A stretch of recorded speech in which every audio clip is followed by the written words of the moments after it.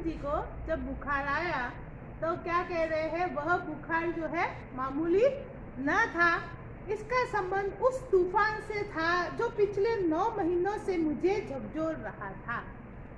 तो बच्चन जी क्या मानते थे कि अगर हम हमारे शरीर को बीमार करते हैं तो हम अपराधी है, हमको कुछ न कुछ पनिशमेंट यानी सजा मिलनी चाहिए। और कितना भी उनको भारी से भारी बुखार होता तो वो कभी भी विश्राम नहीं करते थे, उल्टा अपने शरीर से ज़्यादा काम लेते थे।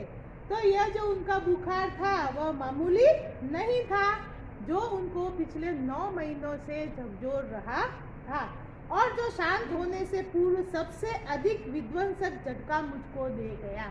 क्या कह रहे बच्चन जी कि वह जब बुखार मिटा तब मुझको सबसे अधिक झटका दे गया। क्या था वो झटका?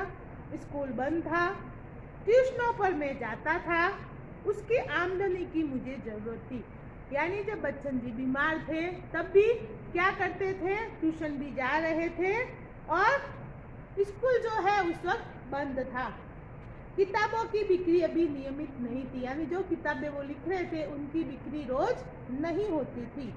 कर्ज सिर पर चढ़े थे। बुखार 10 दिन चला, 20 दिन चला, महीने भर चला, 2 महीने चला, जुलाई आ गई।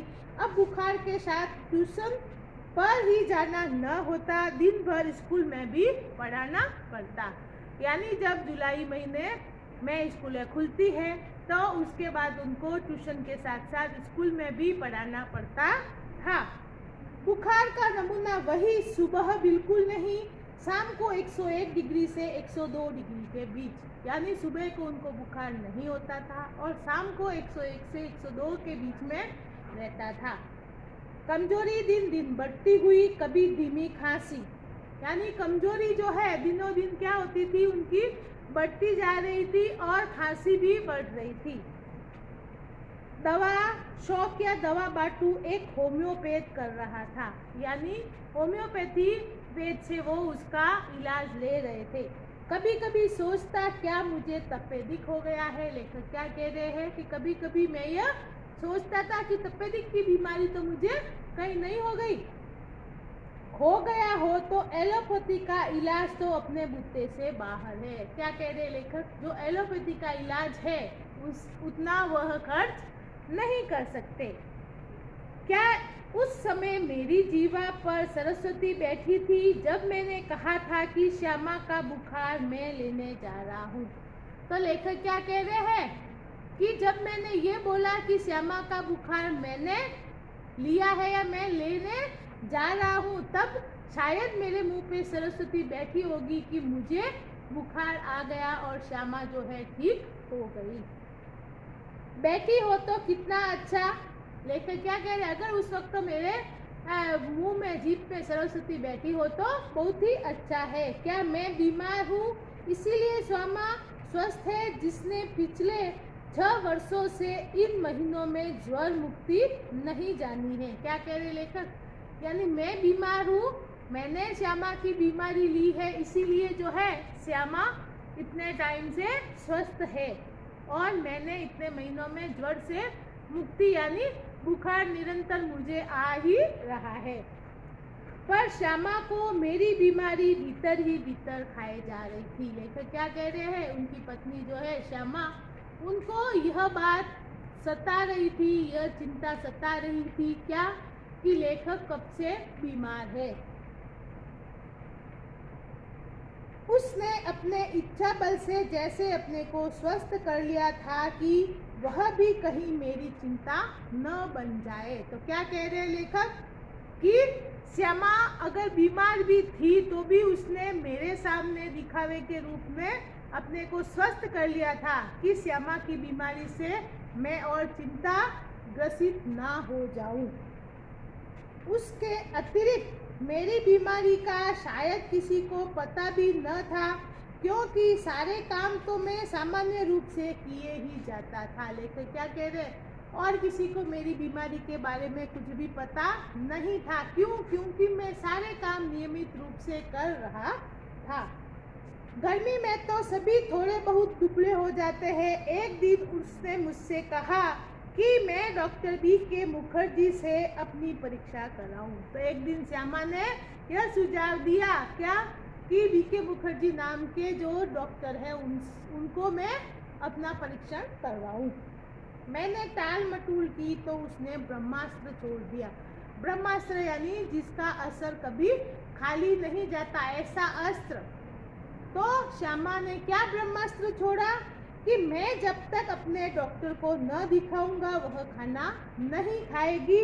ब्रह्मास्त्र तो मानना ही था, यानी ब्रह्मास्त्र जो है कभी खाली नहीं जाता है।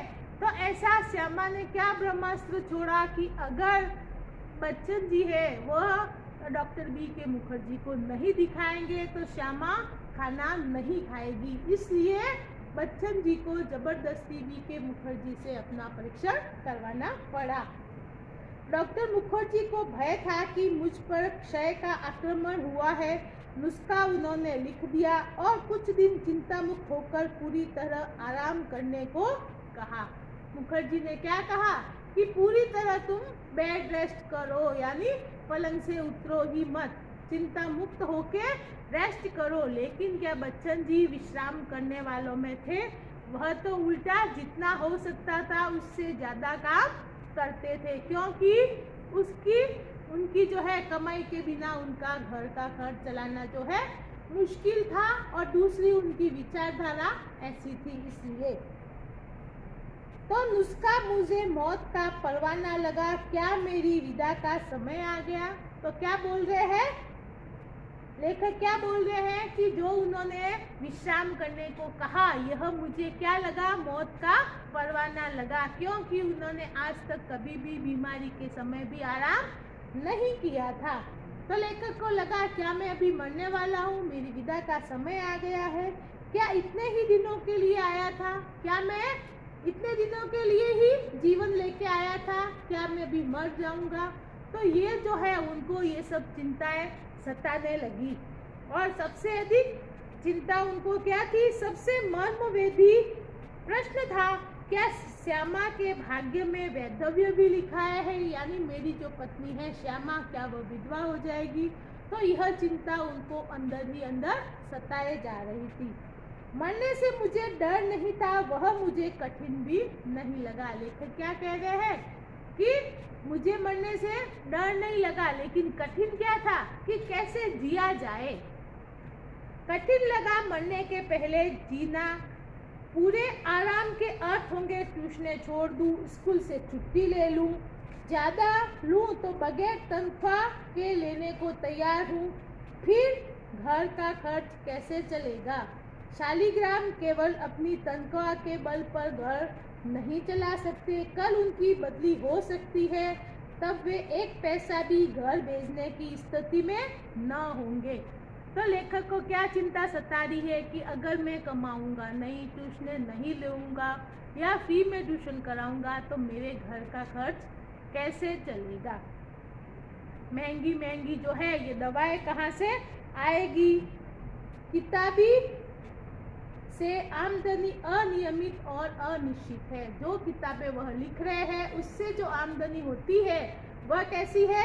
अनिश्चित है और अनियमित, यानी निश्चित नहीं है, कभी आती है कभी नहीं भी आती है। नियमित यानी रोज नहीं आती है। कर्ज भी अदा करने को कम नहीं है। लेखक क्या कह रहे हैं कि मेरे सर के ऊपर इतना कर्ज चढ़ा हुआ है कि उसको भी उतारने के लिए मुझे मेहनत मजदूरी करनी ही पड़ेगी। श्यामा ने मेरी बीमारी सुनी तो कांप उठी, पर तुरंत संभल भी गई, दृढ़ भी हो गई। जब श्यामा ने यह सुना क्या लेखक की बीमारी के बारे में, तो क्या हुआ? वह दृढ़ हो गई कि अब मुझे अपनी बीमारी के बारे में भूल जाना है और लेखक की बीमारी की चिंता करनी है। तो अंदर से वह दृढ़ भी हो गई और संभल भी गई। जैसे उसने पल भर में अनुभव कर लिया कि उसका कांपना मैं सहन नहीं कर सकूंगा। लेखक क्या कह रहे हैं कि श्यामा ने मन ही मन ये निश्चय कर लिया था कि अगर मैं बीमार हो जाऊंगी तो ये उसे सहन नहीं कर सकेंगे। इसलिए उसने अपनी जो भी बीमारी थी उसका भान तक बच्चन जी को नहीं महसूस होने दिया। इस खबर से मेरे माता पिता को तो लकवा सा मार गया। पिताजी धैर्यवान व्यक्ति थे। उन्होंने मुझसे कहा, घबराओ नहीं, हम घर बेचकर तुम्हारा इलाज करेंगे। तो बच्चन जी कह रहे हैं कि मेरे माता पिता घबरा गए। उन्होंने क्या बोला कि कैसे भी करके वे बच्चन जी का इलाज करेंगे, भले ही इसके लिए उन्हें अपना घर भी क्यों न बेचना पड़े। शालिग्राम असमर्थता की एक सांस लेकर रह गए, यानी शालिग्राम के इतनी कमाई नहीं थी कि वह बीमारी में कुछ भी सहयोग कर सके। कुछ दिनों के लिए ट्यूशन और स्कूल से छुट्टी ले ली। किताबों की बिक्री से कुछ रुपए पड़े थे, उनसे दवाई मंगा ली और चारपाई पर लेट गया। श्यामा की सेवा साकार हो गई। तो बच्चन जी ने कुछ दिनों के लिए स्कूल और ट्यूशन से छुट्टी ली और जो है कुछ दिनों के बाद श्यामा की सेवा से वह क्या हो गए, ठीक हो गए। डॉक्टर ने निश्चिंत होकर आराम लेने के लिए कहा था। जब बहुत कुछ करने को रहता था, चिंता के लिए समय ही कहाँ था, अब तो चिंता ही चिंता करने को थी। लेखक क्या कह रहे हैं, डॉक्टर ने आराम करने के लिए कहा, लेकिन जब हम काम में व्यस्त होते हैं तो चिंता करने के लिए समय नहीं होता है। लेकिन अब लेखक ने जब सबसे छुट्टी लेके रखी थी, तब पूरे दिन चिंता ही उनको घेरे रहती थी, यानी चिंता के लिए अब समय ही समय था।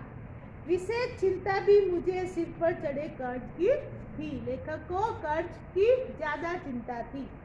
मेरा इलाज हो या न हो, पर कर्ज की किस्तें तो जानी ही चाहिए। उसकी नियमित अदायगी के साथ मेरी साख जुड़ी थी। उसका जाना मेरे मरने से पहले ही मेरी मौत होगी। लेखक क्या कह रहे हैं कि मेरे घर में भले ही कुछ सामान आए या रह जाए, लेकिन मेरा कर्ज जो है मेरे मरने से पहले चुक जाना चाहिए। नहीं तो अगर मैं मर जाऊंगा तो मेरी पत्नी जो है कैसे घर चलाएगी, और घर मुश्किल से चला लेगी तो कर्ज कैसे चुकाएगी। इसलिए जब तक मैं जीवित हूँ मुझे पूरा जो है ऋण वो उतार के मरना होगा।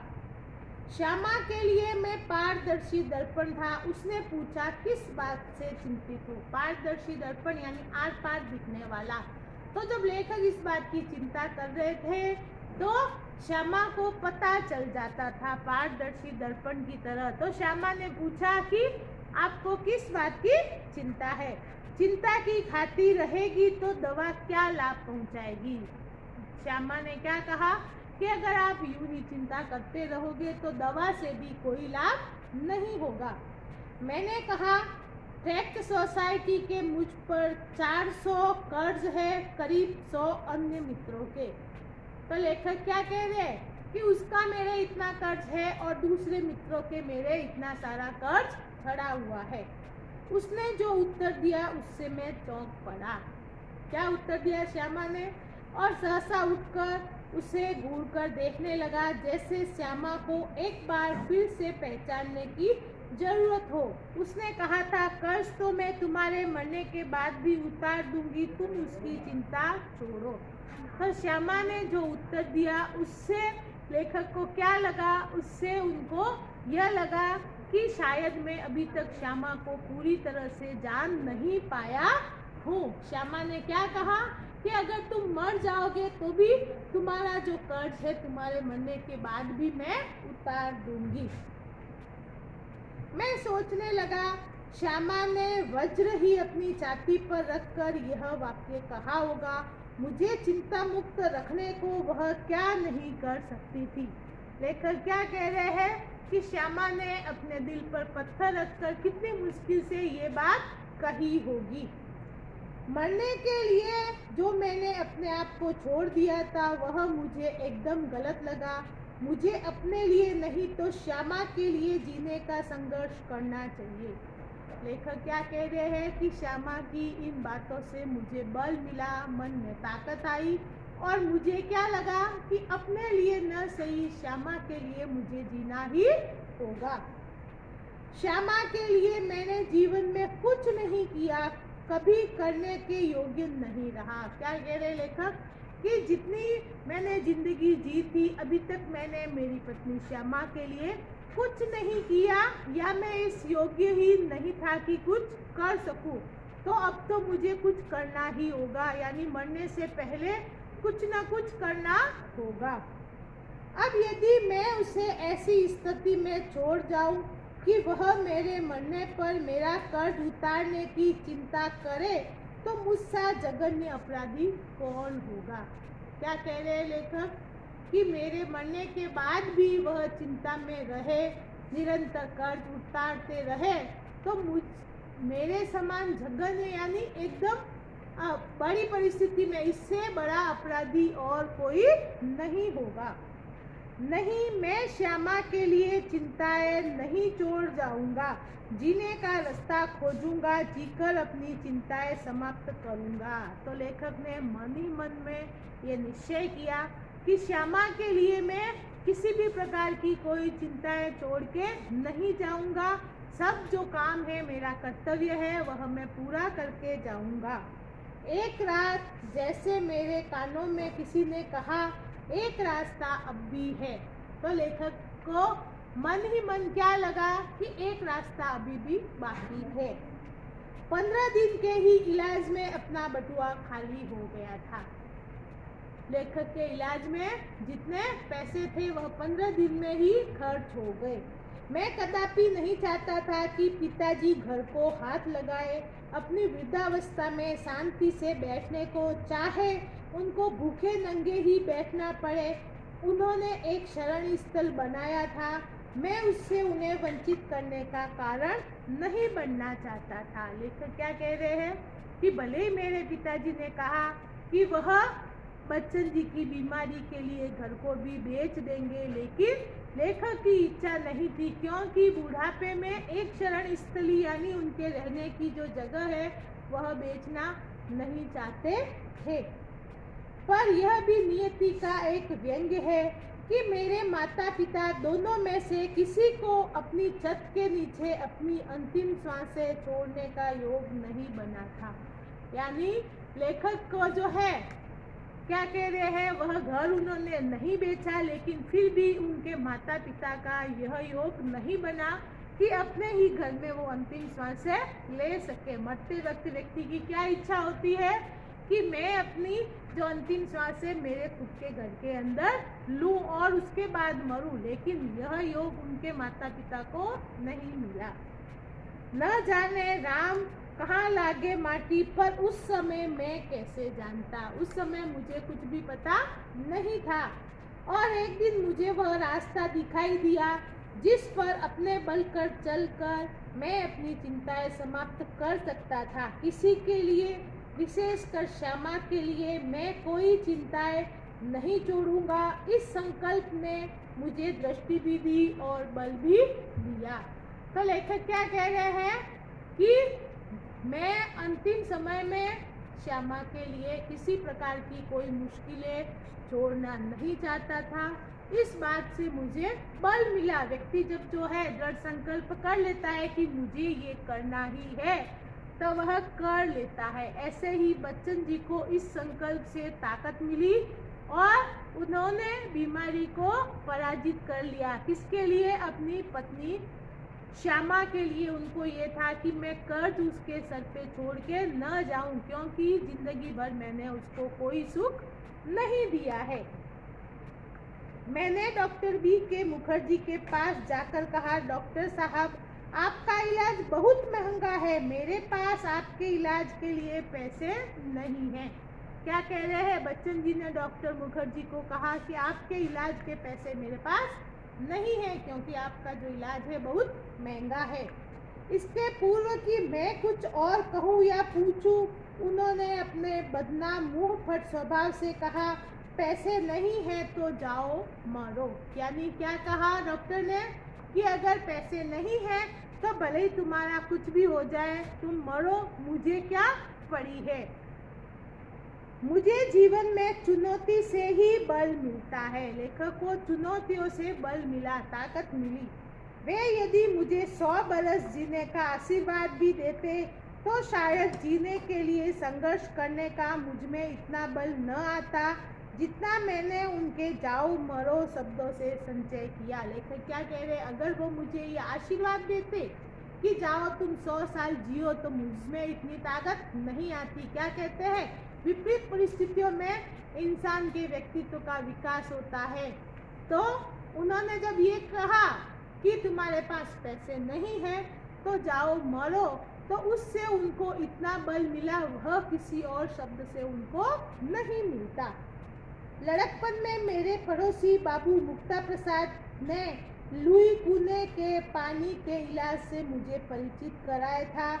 मेरी ऐसी बीमारी के लिए ठंडे पानी के टब में बैठकर सिर्फ बात लेने का विधान था। लेखक क्या कह रहे कि मुझे बचपन की बात याद आई कि मेरे पड़ोस में जो थे, कौन, बाबू मुक्ता प्रसाद, उन्होंने ये इलाज लिया था, क्या, पानी के टब में बैठने का। तो उन्होंने सोचा क्यों न ये सस्ता इलाज मैं भी लेके देखूं, शायद मेरी बीमारी भी इससे ठीक हो जाए, क्योंकि महंगे महंगे जो एलोपैथिक उपचार है वह मैं नहीं करवा सकता। एलोपैथी में क्षय के रोगी को दूध, घी, मक्खन, अंडा अधिक से अधिक दिया जाता था। कूने के इलाज में चिकना मना था, सिर्फ कच्ची सब्जियां, फल, भीगे चने, गेहूं आदि पर रहना था। न दवा पर कुछ खर्च, न खुराक पर कुछ खर्च। यही इलाज तो मेरी स्थिति के अनुकूल था और काम का साधारण किए जाना था। लेखक क्या कह रहे, जो एलोपैथी का इलाज था वह वैसे भी मेरे बस में नहीं था, और जो ये इलाज था कच्ची सब्जियां और भीगे चने, गेहूं आदि पर रहना, तो ये मेरी स्थिति के अनुकूल था, तो मैंने वही करना शुरू किया। मैंने बी के मुखर्जी का नुस्खा फाड़ डाला और पुणे के अनुसार सिर्फ बात प्रारंभ किया, तदनुसार खुराक आदि रखी। लेखक क्या कह रहे, पुणे के अनुसार जो भी था वो मैंने शुरू किया और डॉक्टर मुखर्जी का जो था नुस्खा वो फाड़ दिया। स्कूल भी जाने लगा, केवल रात वाली ट्यूशन छोड़ दी। लेखक क्या कह रहे, धीरे धीरे मैं काम करने लगा, स्कूल भी जाने लगा, केवल एक रात की ट्यूशन जो है वो मैंने बंद की। उसका मुआवजा एक तरह से किताबों की बिक्री से मिल जाता, यानी जो उन्होंने रात की ट्यूशन बंद की तो वो जो पैसे हैं उनकी किताबों की बिक्री से उनको मिल जाता था, यानी घर के खर्च में कोई तकलीफ नहीं पड़ती थी। श्यामा ने मेरा विरोध न किया। जीवन भर मैं जिस रास्ते पर भी चला उसने स्वस्ति पंथा कहा और मेरे पीछे चली। तो लेखक क्या कह रहे, मेरी पत्नी श्यामा ने कभी भी मेरे किसी निर्णय का विरोध नहीं किया। हमेशा जिस रास्ते पर मैं चला वह बिना कुछ सवाल किए हमेशा मेरे पीछे पीछे उसी रास्ते पर चली। मेरी स्नान चिकित्सा के संबंध में भी वह प्रतिदिन अपनी सेवा सहयोग देती रही। सबसे अधिक अपने इच्छा बल से उसने मुझे अपने रास्ते पर न ठहरने दिया, न पीछे फिरने दिया। राह पकड़ तू एक चला चल पा जाएगा मधुशाला, यानी तू जिस भी राह पे चल निरंतर चलता रह, रुकना नहीं है।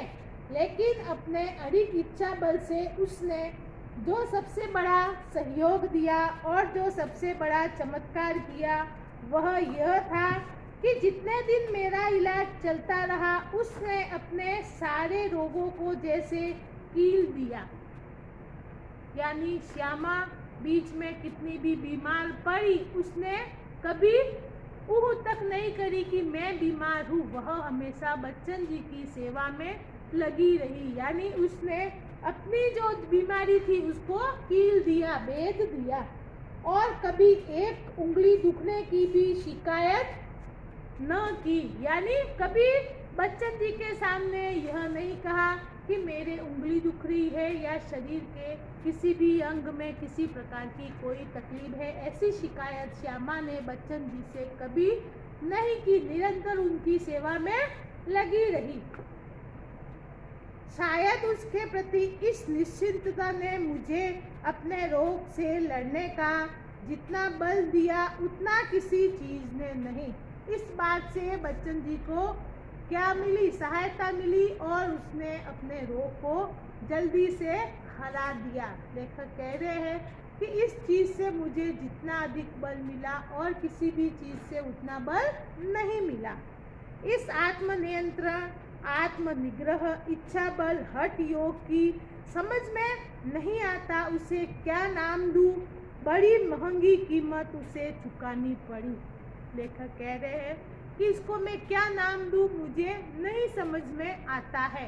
इस चीज़ की श्यामा को बहुत बड़ी कीमत चुकानी पड़ी। यानी बच्चन जी तो ठीक हो गए, लेकिन श्यामा की बीमारी जो है अंदर ही अंदर बढ़ती गई, क्योंकि उसने अपनी बीमारी का कभी कोई जिक्र नहीं किया। अपने क्षय ज्वर से पूर्णतया मुक्त हो जिस दिन मैंने सामान्य भोजन किया 15 अप्रैल 1936 को, ठीक उसी दिन वह चारपाई पर गिरी और फिर न उठी। लेखक क्या कह रहे हैं, जिस दिन मैं पूरी तरह ठीक होके उठा उस दिन क्या था, 15 अप्रैल थी। तो जिस दिन मैं चारपाई से उठा, श्यामा उसी दिन चारपाई पे गिरी, यानी बीमार इतनी ज़्यादा हो गई कि उसके बाद वह चारपाई से कभी भी नहीं उठ पाई। 216 दिन बराबर रोग शैया पर पड़े रहने के बाद 17 नवंबर 1936 को उसने अपना शरीर छोड़ दिया। यानी बच्चन जी की जो पत्नी थी श्यामा, वह 17 नवंबर को मृत्यु को प्राप्त हुई। श्यामा के और अपने विवाहित जीवन के अंतिम 18 महीनों में मुझे और उसे दोनों को मौत के साथ संघर्ष करना पड़ा। यानी अंतिम समय में लेखक क्या कह रहे हैं, मुझे और मेरी पत्नी दोनों को ही संघर्ष करना पड़ा, लड़ाई लड़नी पड़ी। किससे? मौत से। मेरे संघर्ष में श्यामा ने अपनी इतनी आंतरिक मंगल कामना दी, इतना सहयोग दिया, इतनी अपनी सेवा दी, इतना अपने को दिया, इतना अपनी ओर से मुझे चिंता विमुक्त रखा कि मैं उस संघर्ष में विजयी हुआ। लेखक क्या कह रहे हैं, उसने आंतरिक शुभकामनाएं भी दी और बाहर से काम भी किया और मुझे निरंतर उत्साहित रखा, जिससे मैं बीमारी को परास्त कर सका। पर उस संघर्ष में बहुत मैंने शुभकामनाएं दी, बहुत सहयोग दिया, बहुत सेवा दी, बहुत अपने को दिया, पर वह पराजित हो गई। संभवतः एक मोर्चे की कमजोरी से वह मेरे विषय में मृत्यु की अंतिम सांसों तक चिंता विमुक्त नहीं हो सकी। यानी मुझे उसने अपनी सारी शुभकामनाएं, सारा सहयोग दे दिया, लेकिन वह अपने को बीमारी से मुक्त न रख सकी और न ही वह चिंता मुक्त रह सकी, जिससे मृत्यु का उसने वरण कर लिया। तो यहीं पे अपना ये जो पाठ है समाप्त होता है। इसका स्वाध्याय लेखन जो है, छोटे और बड़े क्वेश्चन आंसर आपको करने हैं और बड़े क्वेश्चन में आगे आपको वही हेडिंग लगानी है, पाठ का नाम, लेखक का नाम और ये प्रकार कौन सा है, आत्मकथांश है। तो ये तीनों का हेडिंग करने के बाद ही आपको बड़े क्वेश्चन का आंसर करना है। नेक्स्ट वीडियो में अपन नेक्स्ट लेसन लेंगे। 7वां लेसन अपने हो चुका है, नेक्स्ट 8वां करेंगे।